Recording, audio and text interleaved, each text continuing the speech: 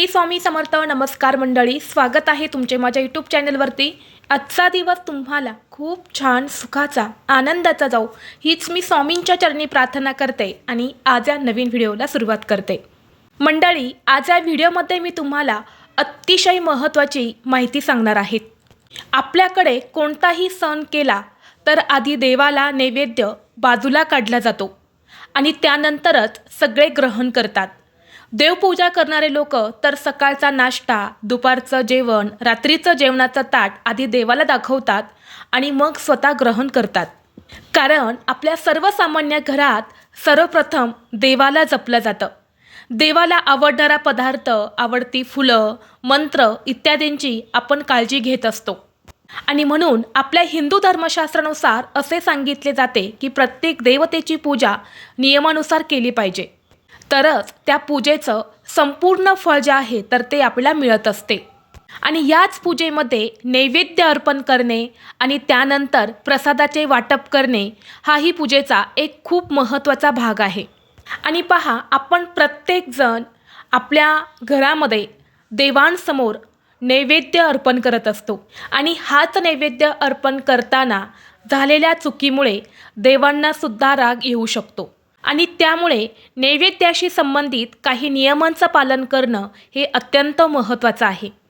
आज व्हिडिओमध्ये मी तुम्हाला जी माहिती सांगणार आहे तर ही फक्त माहिती नाही, तर तुमच्या घरातील पूजा देव स्वीकारतात की नाही, तुम्ही जी काही पूजा करत आहे, जी काही सेवा करत आहे त्याच्यावर देव प्रसन्न होतात की नाही.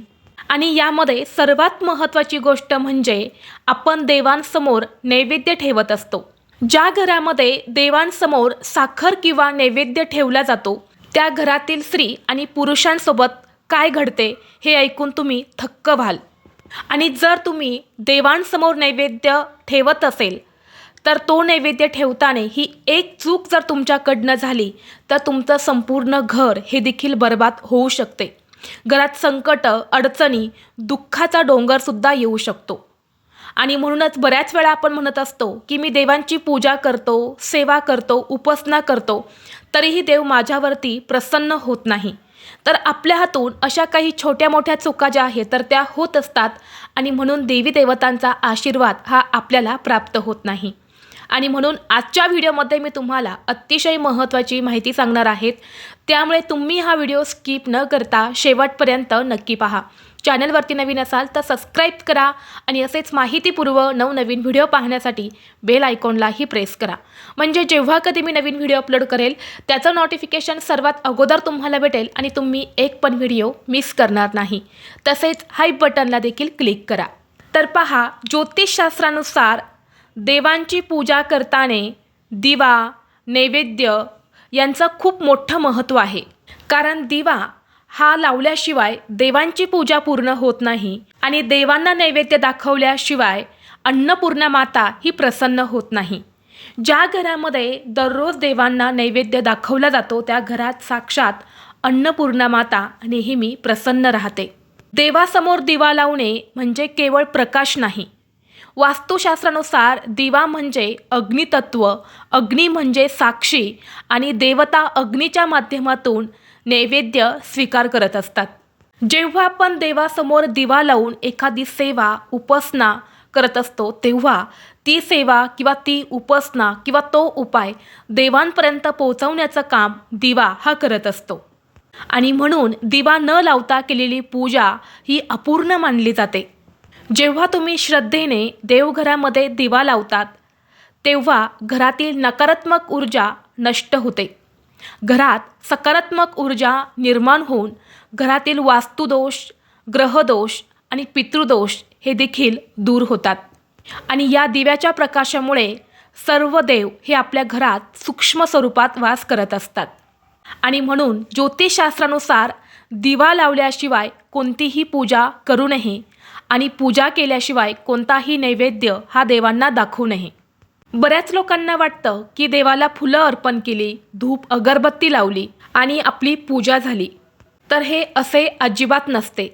आपले शास्त्र सांगते पूजा म्हणजे देवांना आमंत्रण करणे, नैवेद्य म्हणजे अतिथी आणि दिवा म्हणजे आपण तिथे असण्याचा साक्षीदार. जर या 3 गोष्टी तुम्ही योग्य पद्धतीने जर दररोज केल्या तर नक्कीच देवी देवता हे तुमच्यावरती प्रसन्न होतात आणि त्या पूजेचं संपूर्ण फळ तुम्हाला प्राप्त होते. पण जर याच 3 गोष्टी योग्य पद्धतीने नाही झाल्या तर फक्त पूजा कर्मकांड ठरते. त्या पूजेचं कोणतंही फळ जे आहे तर ते आपल्याला मिळत नाही. देवाला अर्पण केलेला नैवेद्य किंवा अन्न हे आपल्या कर्माचे प्रतीक आणि कृतज्ञतेची भावना आहे. देवांना अन्न हे कधीच लागत नाही, पण आपली भावना ही देवांना लागत असते. नैवेद्य देवासमोर का ठेवला जातो हा प्रश्न फार महत्त्वाचा आहे. कारण शास्त्रानुसार मनुष्य जे खातो त्यावर त्याचे विचार कर्म हे अवलंबून असतात. त्या अन्नामध्ये विचारांची ऊर्जा शोषली जाते. जेव्हा आपण देवांसमोर नैवेद्य ठेवतो तेव्हा तो शुद्ध होतो आणि म्हणूनच हा नैवेद्य खाल्ल्यानंतर मन शांत होते. घरात वादविवाद कमी होतात. मुलांची बुद्धी ही तल्लख होते. भगवंताचा आशीर्वाद हा संपूर्ण कुटुंबावर कायम राहतो. त्यांच्या कृपेने कुटुंबाच्या जीवनात केवळ शुभच गोष्टी घडत असतात. त्याचबरोबर सगळ्यात महत्त्वाची गोष्ट म्हणजे देवांना नैवेद्य किंवा प्रसाद अर्पण करण्याचे शास्त्रात काही महत्त्वाचे नियम सांगण्यात आले आहे. तुम्हीही देवांना नैवेद्य अर्पण करत असाल तर त्यावेळेस काही नियम हे लक्षात ठेवले पाहिजे. नैवेद्य ठेवताना सर्वात पहिला नियम म्हणजे नैवेद्य कधीही घाईघाईमध्ये ठेवू नये. जर तुम्ही रागात असेल, चिडचिड मनाने किंवा मोबाईल पाहत असेल किंवा तुम्हाला खूप एखाद्या कामाची घाई झालेली आहेत, परंतु ते काम करण्या अगोदर तुम्हाला देवाला नैवेद्य दाखवायचा आहे, तर अशा घाईघाईमध्ये जर तुम्ही नैवेद्य ठेवत असाल तर तो नैवेद्य देव स्वीकारत नाही. आणि म्हणून शास्त्रामध्ये असे सांगितले जाते की देवांना नैवेद्य अर्पण करताना शांततेने आणि शुद्ध मनाने करावा, जेणेकरून तो नैवेद्य देवांपर्यंत पोहोचत असतो. आणि जर नैवेद्यात तुम्ही साखर किंवा गूळ ठेवत असेल तर हा मुद्दा फार महत्त्वाचा आहे. साखर याचा अर्थ गोड, मधुरता आणि संबंधांमध्ये प्रेम, घरातील कटुता कमी करणे. आणि मंडळी, जेव्हा तुम्ही देवांसमोर साखर हा नैवेद्य म्हणून ठेवता तेव्हा घरातील कुटुंबामध्ये गोडावा वाढतो. नवरा बायकोतील ताणतणाव कमी होतो. नात्यातील दुरावा हा देखील दूर होतो. म्हणून साखर नैवेद्य ठेवणे खूप शुभ मानले जाते. परंतु मंडळी, तुम्हाला माहीत आहे का, देवासमोर जेव्हा आपण साखर म्हणून नैवेद्य ठेवतो तिथे आपली फार मोठी चूक होत असते. बऱ्याच वेळा आपण देवांना नैवेद्य अर्पण केल्यानंतर नैवेद्य आपण बऱ्याचदा देवासमोर तसाच ठेवतो, परंतु असं करणं पूर्णपणे चुकीचं आहे. त्याचे नकारात्मक परिणाम हे आपल्याला भोगावे लागतात. बऱ्याच वेळा असं होतं की देवासमोर आपण नैवेद्य ठेवतो आणि दिवसभर तो नैवेद्य देवासमोर तसाच पडून राहतो आणि या चुकीमुळे आपल्या घराला कुठेतरी दोष जे आहे तर ते सुद्धा लागत असतात. आणि म्हणून पूजा तुमची आटोपल्यानंतर ताबडतोब परमेश्वराला नैवेद्य अर्पण करावा आणि अर्पण केलेला नैवेद्य थोड्या वेळात आपण आपल्या कुटुंबातील सदस्यांसोबत ग्रहण करावा. जर तुम्ही असे केले तर आपल्यावर सकारात्मक परिणाम पडू शकतो आणि घरातील अनेक आर्थिक अडचणी, संकट, त्रास, बाधा यातून आपली मुक्तता होऊ शकते. आणि जर आपण देवांसमोर नैवेद्य तसाच ठेवून दिला तर तुमच्यावर देव जे आहे तर ते नाराज होऊ शकतात. कारण असे मानले जाते की तुम्ही देवांना अर्पण केलेला नैवेद्य तसाच जर देवासमोर ठेवत असेल तर विश्वश्रेम, चंडेश्वर, चंदनशू आणि चंडाली या नकारात्मक शक्ती आपल्या घरामध्ये वाढू शकतात. यानंतर सगळ्यात महत्त्वाची गोष्ट येते ती म्हणजे नैवेद्य हा कधी देवांना दाखवावा. नैवेद्य सकाळी सूर्योदयाच्या आधी किंवा नंतर, दुपारी 12च्या आत देवांना नैवेद्य दाखवावा आणि संध्याकाळी तुम्ही 9च्या अगोदर देवांना नैवेद्य जो आहे तर तो दाखवू शकतात, असं आपल्या शास्त्रामध्ये उल्लेख केला गेला आहे. आता यानंतर सगळ्यात महत्त्वाची गोष्ट म्हणजे देवांना नैवेद्य अर्पण केल्यानंतर तो नैवेद्य देवासमोर किती वेळ ठेवावा. तर पहा, देवांना नैवेद्य अर्पण केल्यानंतर तो लगेच उचलायचा नसतो किंवा तो तासनतास तसाच देवासमोर सुद्धा ठेवायचा नसतो.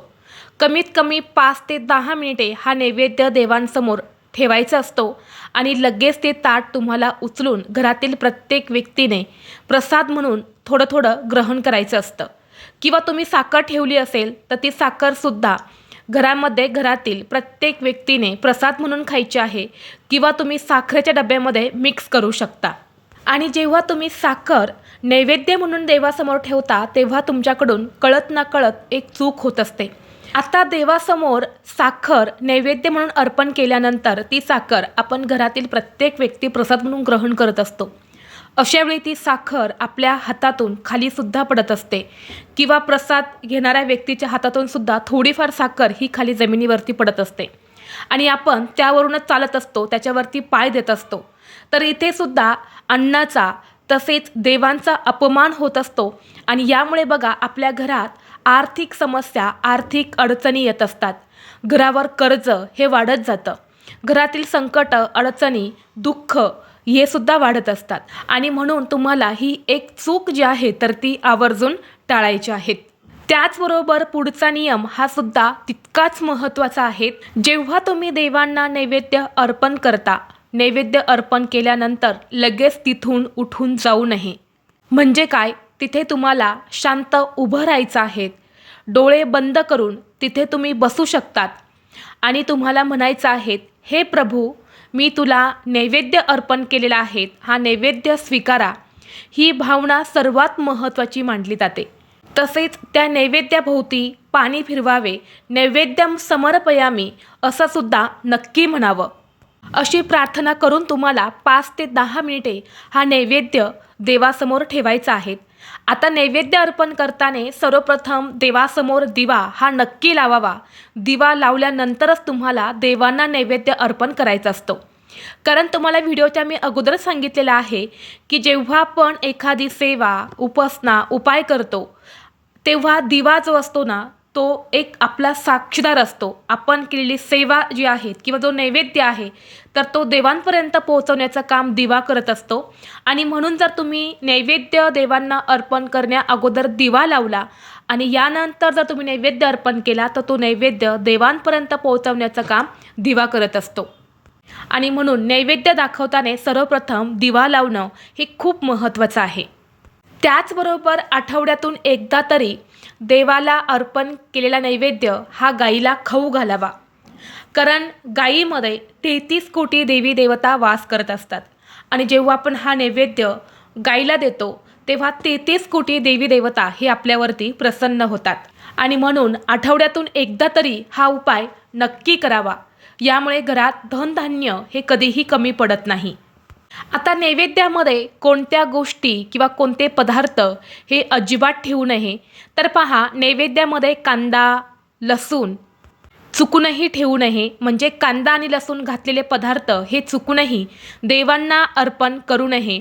यामुळे देवी देवता हे नाराज होतात आणि पूजा अपवित्र मानली जाते. तसेच उष्टे पदार्थ जसे की अगोदर तुम्ही चाखून पाहिलेले पदार्थ हे सुद्धा नैवेद्य म्हणून ठेवू नये. ते पूर्णपणे पाप मानले जाते. त्याचबरोबर देवासमोर जळालेला पदार्थ नैवेद्य म्हणून अर्पण करणे म्हणजेच देवाचा अपमान करणे असे मानले जाते. तसेच बरेच जण देवासमोर नैवेद्य म्हणून दूधसुद्धा ठेवत असतात. परंतु ते दूध थंड असावं. म्हणजे गरम न केलं दूध जे असतं तर ते देवांना नैवेद्य म्हणून अर्पण करायचे असते. आणि तसेच जर तुम्ही फळे नैवेद्य म्हणून अर्पण करत असेल तर ती फळेसुद्धा स्वच्छ धुतलेली असावी. कुठेही खराब किंवा काळी पडलेली फळे जी असतात तर ती देवांना नैवेद्य म्हणून अर्पण करू नये. यामुळे घरात अनेक समस्या ज्या आहेत तर त्या येतात आणि आपल्या घराला दोष जे आहेत तर ते सुद्धा लागत असतात. त्याचबरोबर देवांना नैवेद्य अर्पण करताना नैवेद्याचे ताट हे उंच ठेवावे. कारण देवी देवता अन्न ग्रहण करताना पाठ ठेवायचा असतो. म्हणून आपण नैवेद्याखाली पाट ठेवावा. बरेच जण जमिनीवरतीच नैवेद्य जो आहे तर तो देवांसाठी ठेवत असतात. परंतु हे सुद्धा पूर्णपणे चुकीचं आहे. आणि म्हणून चुकूनही जमिनीवरती देवांसाठी नैवेद्य ठेवू नये असा उल्लेखसुद्धा आपल्या शास्त्रामध्ये केला गेला आहे. आणि सगळ्यात महत्त्वाचं म्हणजे नैवेद्य अर्पण करत असतो त्यावेळी आपण त्या नैवेद्यावरती तुळशीपत्र ठेवतो. पण पहा, काही देवांना तुळशीपत्र म्हणजेच तुळशीची पानं ही चालत नाही. ज्यामध्ये भगवान श्री गणेश असतील किंवा महादेव आहे, त्यांना तुळशीपत्र हे अजिबात चालत नाही. आणि म्हणून तुम्हाला 2 नैवेद्य ठेवायचे आहेत. एका नैवेद्यावरती तुम्हाला तुळशीचं पान ठेवायचं आहे आणि दुसऱ्या नैवेद्यावरती तुम्हाला काहीही ठेवायचं नाही, जेणेकरून सर्व देवी देवतांपर्यंत तो नैवेद्य जो आहे तर तो पोहोचेल. आणि यानंतर शेवटचा नियम हा सुद्धा खूप महत्त्वाचा आहे. जर घरातील स्त्रियांना मासिक धर्म असेल तर अशावेळी देवांना नैवेद्य हा चुकूनही अर्पण करू नये. जर तुमच्या घरामध्ये स्त्रियांना मासिक धर्म असेल, तेवढं पावित्र्य हे तुमच्या घरामध्ये राखलं जात असेल, तर अशावेळी तुम्ही नैवेद्य अर्पण करू शकता. परंतु तुमच्या घरामध्ये तितकं पावित्र्य ही राखलं जात नसेल, तर त्या दिवसांमध्ये चुकूनही देवांना नैवेद्य हा अर्पण करू नये. बरीच लोक म्हणतात की आमच्या घरात सतत अडचणी, संकट येतात, महत्त्वाची कामं पूर्ण होत नाही, घरात पैसा येतो परंतु तो टिकत नाही, किंवा घरात पैसे येण्याचे सर्व मार्ग हे बंद झालेले आहेत. तर अशावेळी घरातील पितृ जे आहे तर ते अशांतसुद्धा असू शकतात. जेव्हा घरात देवाला नैवेद्य अर्पण केला जात नाही किंवा तो व्यवस्थित नीट अर्पण केला जात नाही, अशावेळी अन्नाचा अपमान होतो. उष्टी अन्न घरातून जास्त प्रमाणामध्ये फेकली जात असेल, तेव्हासुद्धा पितृ जे आहे तर ते अप्रसन्न होतात आणि यामुळे घराला पितृदोष हा सुद्धा लागत असतो. आणि म्हणून हा पितृदोष शांत करण्यासाठी तुम्हाला रोजच्या पूजेमध्ये नैवेद्य उचलल्यानंतर थोडासा भाग कावळ्यासाठी किंवा पक्ष्यांसाठी ठेवावा. हे करताना सुद्धा मनात ओम पितृदेवताय नमः हा मंत्र म्हणून तुम्हाला हा नैवेद्य जो आहे तर तो ठेवायचा आहे. त्याचबरोबर या व्हिडिओच्या शेवटी मी तुम्हाला एक अतिशय प्रभावी असा उपायसुद्धा सांगणार आहेत. हा उपाय आपल्याला घरातील गरिबी, दरिद्रता, पैशांच्या आर्थिक अडचणी दूर होण्यासाठी करायचा आहे. हा उपाय केल्याने कर्जमुक्तीसुद्धा होत असते. तर हा उपाय तुम्हाला शुक्रवारी करायचा आहे. महिन्यातील तुम्ही कोणत्याही शुक्रवारी हा उपाय जो आहे तर तो करू शकता. तर तुम्हाला सायंकाळी सूर्यास्तानंतर देवी लक्ष्मीसमोर एका वाटीमध्ये थोडेसे तांदूळ ठेवायचे आहेत. तांदूळ हे अखंड असावे, कुठेही तुटलेले फुटलेले तांदूळ घेऊ नये. अखंड तांदूळ तुम्हाला एका वाटीमध्ये घ्यायचे आहेत. यानंतर एका वाटीमध्ये तुम्हाला थोडीशी साखर घ्यायची आहे आणि ज्या वाटीमध्ये तुम्ही तांदूळ घेतलेले आहेत तर त्या तांदळावरती तुम्हाला 1 रुपयाचं एक नाणं ठेवायचं आहे आणि या दोन्ही वाट्या तुम्हाला माता लक्ष्मीसमोर तुमच्या देवघरामध्ये ठेवायच्या आहेत. आणि माता लक्ष्मीचं नामस्मरण करायचं आहे आणि म्हणायचं आहे, हे माता लक्ष्मी, हे देवी राणी, आमच्या घरातील अन्नधान्य आणि समाधान वाढावं. तुझ्या कृपेने घरातील गरिबी, दरिद्रता ही निघून जावी अशी मनोभावे प्रार्थना करायची आहेत. आणि यानंतर तुम्हाला रात्री झोपण्यापूर्वी काय करायचं आहे, ती साखर उचलून घ्यायची आहेत, साखरेच्या डब्यामध्ये टाकून द्यायचे आहेत. तांदूळ हे तांदळाच्या डब्यात टाकायचे आहेत आणि 1 रुपयाचं नाणं हे तुमच्या पर्समध्ये ठेवायचं आहे. हा उपाय जर तुम्ही केला तर तुमच्या घरातील सर्व पैशांच्या आर्थिक अडचणी या नक्कीच दूर होतील आणि देवी लक्ष्मीचा आशीर्वाद हा तुम्हाला प्राप्त होईल. तर ही अत्यंत महत्त्वाची माहिती मला तुमच्यापर्यंत शेअर करायची होती. व्हिडिओ तुम्हाला आवडला तर लाईक करा, चॅनलवरती नवीन असाल तर सबस्क्राईब करा आणि हा व्हिडिओ आपल्या मित्रपरिवारासोबत जास्तीत जास्त शेअर करा. चला तर मग भेटू असंच पुढल्या एका नवीन व्हिडिओमध्ये. तोपर्यंत सर्वांना श्री स्वामी समर्थ.